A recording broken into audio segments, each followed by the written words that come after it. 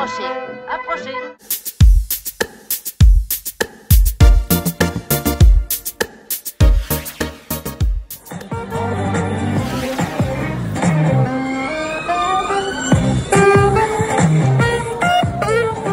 Bonjour Maud Mazur. Bonjour. Donc vous êtes la co-directrice du théâtre La Contrescarpe. Exactement, théâtre de la Contrescarpe, et je suis la directrice artistique. Ah, très bien. Oui. Est-ce que vous pouvez me parler de vous un petit Moi, je suis historienne de l'art, de formation, on va Ouais. dire. J'ai repris avec Dominique Gosset le théâtre de la Contrescarpe. Depuis octobre 2015, je m'occupe principalement de la programmation et aussi de la communication du théâtre. On discute assez peu avec les directeurs de théâtre, alors que vous avez un travail très compliqué. Oui, en effet. Oui. Enfin, pour moi, ce qui est important, c'est l'émotion. Je me sers de ça, en fait. C'est notamment dans le rapport à l'artiste et dans les choix que je peux faire de spectacles. Et, ce qui me semble intéressant, c'est justement de pouvoir faire vivre le théâtre d'aujourd'hui, tout en ayant des bases, en fait, finalement, de choses plus anciennes aussi, notamment par rapport à ma programmation actuelle où j'ai le spectacle sur Charles Péguy, ou là un nouveau qui arrive qui est à la recherche du temps perdu de Proust. Je trouve ça très intéressant votre passé dans l'art, Oui. parce que pour le coup, vous avez pensé à à commander une pièce qui était Erik Satie. Alors oui, ça c'est vrai. Parce Qui est quand ici, même très méconnu, oui, en vérité, c'est vrai. par le grand public. Exactement. Et alors, oui, alors ça c'est aussi parce que j'apprécie aussi beaucoup la musique.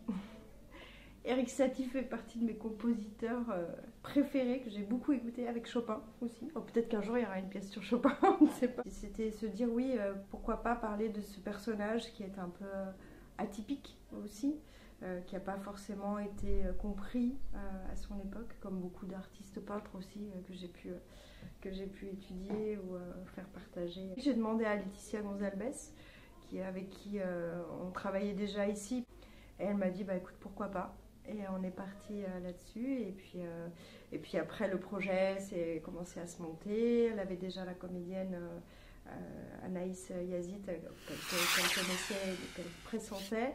Après c'est sur le comédien on n'avait pas eu tout de suite, et puis en fait un jour on m'a reparlé d'Eliott Génico, que j'avais vu jouer en fait au moment où il était à la Comédie Française, et je me Un suis comédien dit, magique, je tiens vraiment à le dire. oui, alors qui est atypique aussi, Ah oui. comme Erik Satie. Son nom est arrivé, je me suis dit mais oui, c'est pour lui, et le projet est parti, et voilà.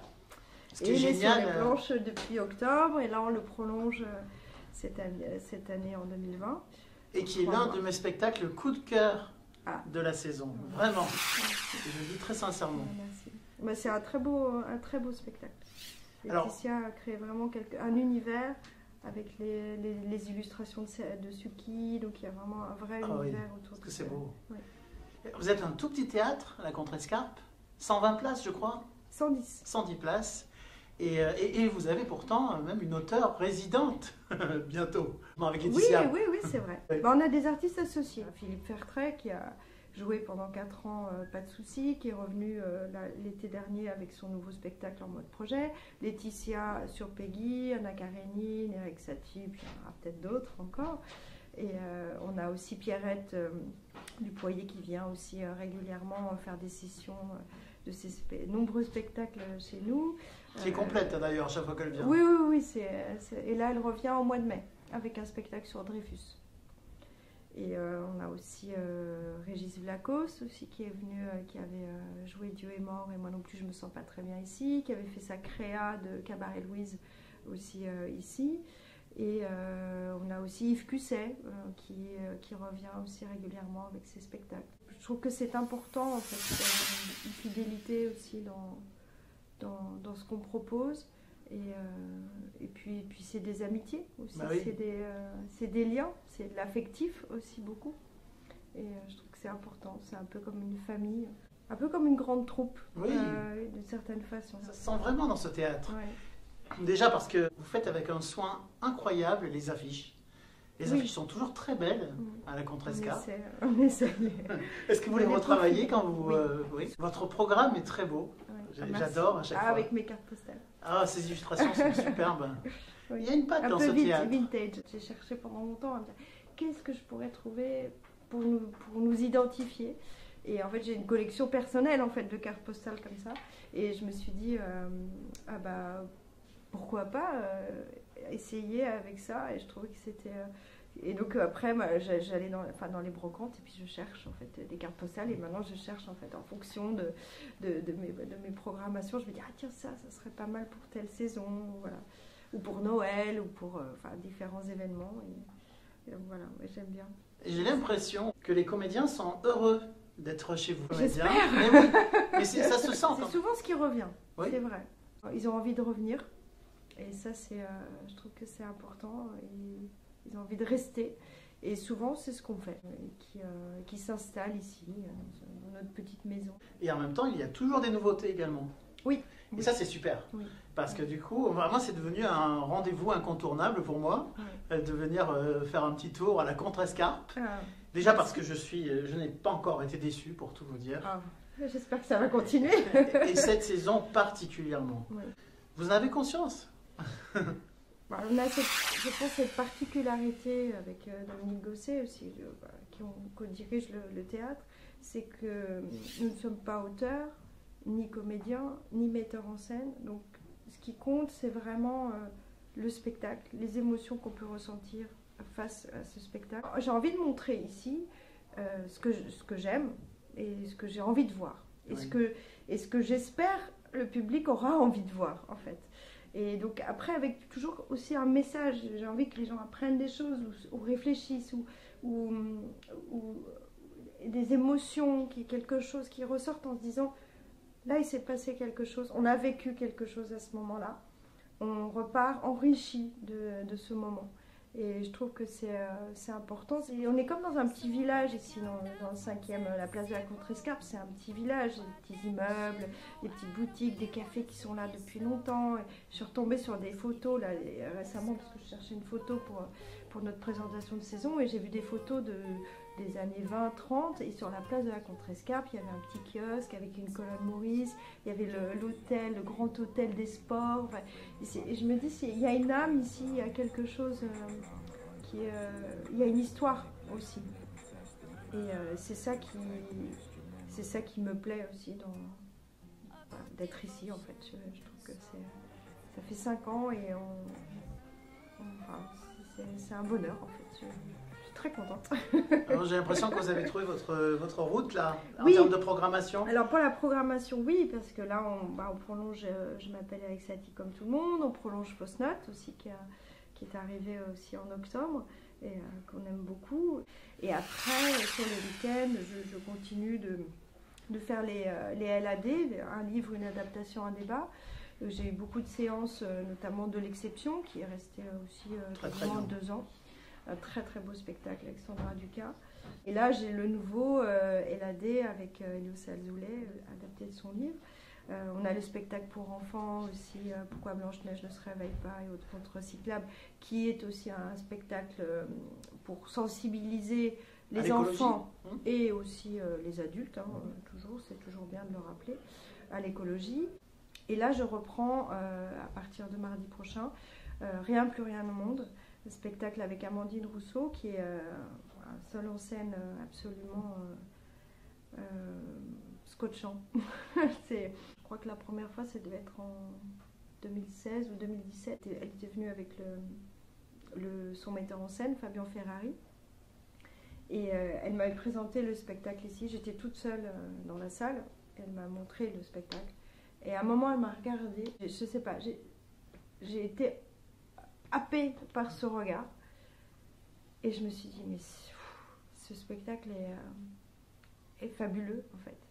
Et du coup là, je lui ai dit oui. Pourtant, c'était à une période où on n'avait pas encore vraiment la programmation qu'on a aujourd'hui. Et c'était un peu risqué parce que c'est un spectacle plutôt sociologique, en fait, qui parle d'une femme de ménage, donc, une femme de la France d'en bas, comme on disait à l'époque. mais qui est très fort et qui est très représentatif en fait de cette société qui part un peu à la dérive et dont on voit encore aujourd'hui la suite. Hein, les ça gilets pourrait jaunes, ne pas être d'actualité, ça l'est encore. Ça l'est totalement encore. Ce qui est assez fou d'ailleurs. Oui, bah oui, ce qui est assez.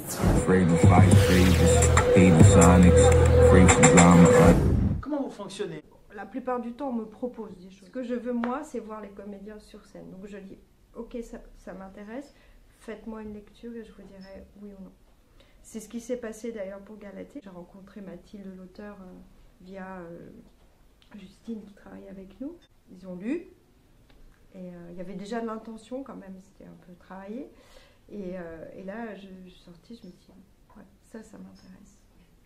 Et voilà, ça se passe comme ça en fait, c'est pourtant, des rencontres. Dans Galatée, la mise en scène a beaucoup d'importance. Exactement, oui. Pour mais le coup, après, elle est très visuelle. Ce qui compte, c'est aussi les comédiens. Je pense que ça, c'est très important. Bien sûr. Parce que c'est à travers eux que tout va passer en fait. Donc il faut que ce soit bon, même si c'est en lecture. Pour moi, enfin en tout cas, c'est ce que je demande. Et puis surtout, le sujet, le texte aussi, il faut que ce soit bien écrit, que ça m'embarque en fait. Et je sais que c'est pas forcément évident pour ces. Ça doit être terrifiant. Je pense que c'est terrifiant. Mais en même temps, moi, c'est ce que je demande. Et je suis assez difficile. Difficile de me faire rire, de me faire pleurer. Donc je suis pas un public facile. Donc c'est vrai que si dans une pièce on arrive à me faire pleurer, ça veut dire que là vraiment ça a été assez loin pour que ça me touche. Donc voilà, je réagis comme ça en fait. Ça m'arrive parfois de dire bon, le sujet m'intéresse, mais comme ça je n'en veux pas. Donc si vous le retravaillez dans un sens ou dans l'autre, plus par rapport à ce que moi j'aimerais voir, on peut en reparler, sinon c'est pas pour moi.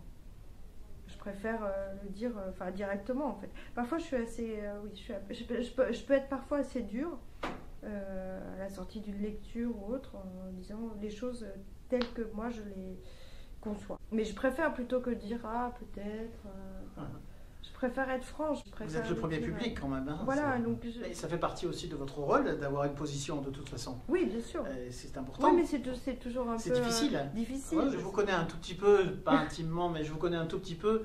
Et je sais que vous avez beaucoup de délicatesse. Oui.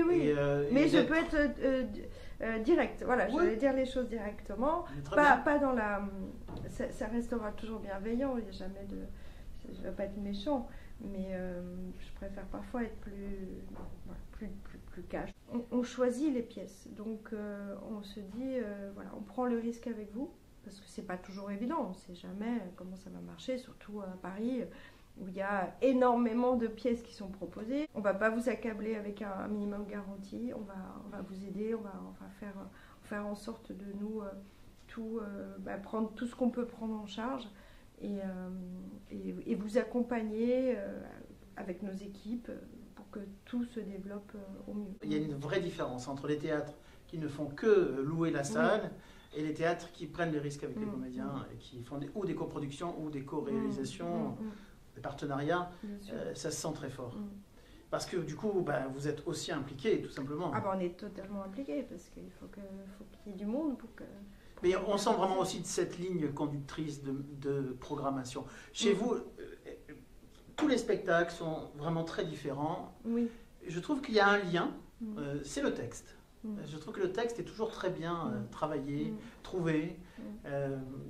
Vraiment, là pour le coup, chaque pièce a un très beau texte. Très beau texte et des très bons comédiens. Et des très bons comédiens. Vous qui veniez d'un univers totalement extérieur au théâtre. Ça y est, là, vous êtes complètement à fond maintenant. Un jour, on va vous voir sur scène, peut-être. Ah non non, sûrement pas. Mais en tout cas, vous avez pris le virus du théâtre. Oui, ça c'est sûr. Mais ce qui me plaît aussi, c'est que je participe à tout ça. Ben oui. C'est d'être tout, d'être là, dans tout, de dire voilà, il faut aider pour ça. C'est assez chouette. Et tout en étant extérieur. Je ne participe pas à la mise en scène, tout ça, mais c'est... Oui, ce qui est assez euphorisant, c'est ces créations. C'est dire, voilà, il va falloir trouver l'espace pour ranger, comment ils vont s'organiser ici, Bien sûr. comment tout ça va se mettre en place, comment faire venir le public. Et si ça fonctionne, vous avez aussi votre responsabilité du fait que ça fonctionne. Je suis vraiment content dans notre échange, j'ai appris plein de choses. Merci, merci à vous en tout cas. Je vous remercie beaucoup. Merci. À bientôt. À bientôt.